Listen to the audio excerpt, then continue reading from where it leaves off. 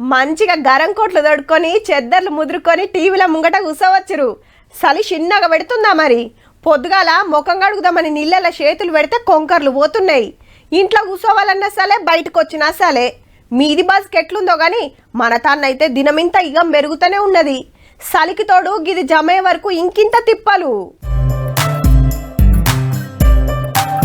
తెల్లగా పెయింట్ రుద్దినట్టే ఉన్నది. చుట్టూర మంచు తప్ప ఏం కనబడతలేదు. ట్యాంకు బండి మీద బొంత లెక్కనే గమ్మేసింది.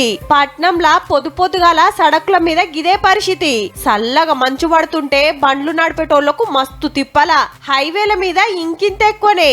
పాత ఆదిలాబాదు, పాలమూరు, ఖమ్మము, మెదకు ఇటు వరంగల్ పెద్ద సడకుల మీద మంచు కష్టాలు తప్పుతలేవు. లైట్లేసినా ముంగటేమున్నది కనబడక ఆడాడ టక్కర్లు కాబట్టే. మబ్బుల పనులకు పోయేటోళ్లకు, వ్యవసాయం పనులు చేస్తోళ్లకు, దుక్నాలు తీస్తోళ్లకు కష్టమే. చలితోటి అస్సలు వశపడతలేదు. బాగుంది సార్, బాగుంది. ఈ వారం రోజులు బాగుంది. 8-9 అయినా కానీ మార్కెట్కి వెళ్దామన్నా అని లేని ప్రాబ్లమ్స్. నార్లు పోసి ఆనే గీ అంటున్నాయి. ఈ చలికి చలి లేకపోతే అంటే నార్లు పెరుగుతూ ఉంటాయి. చలితో నాని కుట్రపడి ఆనే ఉంటాయి. గరం కోట్లు దొడుక్కొని చలి మంటలు వేసుకొని ఊకుంటున్నారు అంతా. పొద్దుగాల గరం షాయి చప్పరిస్తే గాని పానం నిమ్మలం అనిపిస్తలేదు. పొద్దంతా ఎండగొట్టినా ఇగమైతే తగ్గుతలేదు. కనిష్ట ఉష్ణోగ్రతలు 6.7 డిగ్రీలకే పరిమితమైందని చెప్పాలి.